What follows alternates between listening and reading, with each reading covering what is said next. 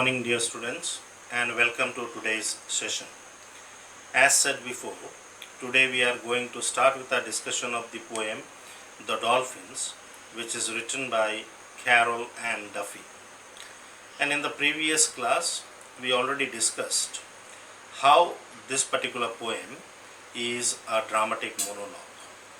That is, the poem The Dolphins is written from the perspective of dolphins. In this class today, we are going to discuss about the poet Carroll and Duffy in brief, and then we will do a short introduction to the poem, and then we move on to the stanza-wise explanation of the poem. Today in this class, we are going to discuss only the first stanza of the poem.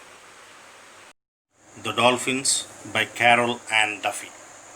Before we start with the poem, let us try to know something about the poet. Dame Carroll and Duffy, a Scottish poet and playwright, was born in Glasgow on December 23, 1955. At the age of 6, she moved to Stafford, where she attended Roman Catholic primary and middle schools, and then she moved to Stafford's Girls' High School. She also went to the University of Liverpool and obtained a degree in philosophy in 1977. Some of her early poetry collections include Flesh Weathercock and Other Poems, Beauty and the Beast, and Fifth Last Song. Her famous collections include Standing Female Nude, Selling Manhattan, The Other Country, and Meantime. She was a professor of contemporary poetry at Manchester Metropolitan University and was appointed Britain's Poet Laureate in May 2009. She is the first woman and first Scot to hold this position. Now, let us discuss what the poem The Dolphins is about. Carroll and Duffy's poem The Dolphins is a dramatic monologue written from the perspective of a dolphin who remembers its previous life of freedom and bliss in the ocean and compares it with its present life of confinement in an artificial pool. The poem covers many themes regarding oppression and lack of freedom. It also broaches ideas which have to do with animal welfare and treatment of animals. In fact, the poem takes us into the world of dolphins, an endangered species, and asks us to look at the world from their perspective. We are asked to understand how their imprisonment by humans affects them.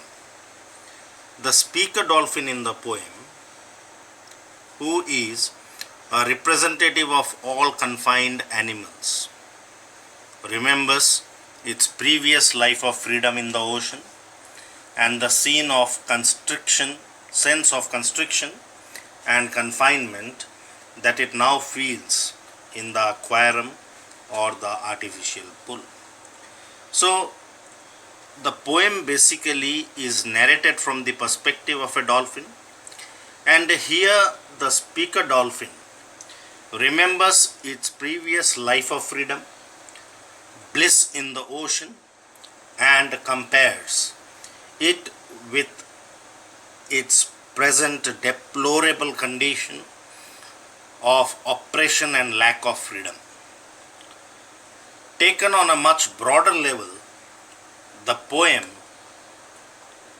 presents the idea of animal welfare which is so much spoken of in this modern time, and the human treatment of animals, how animals are being confined, enslaved by human beings for their greed and narrow interest.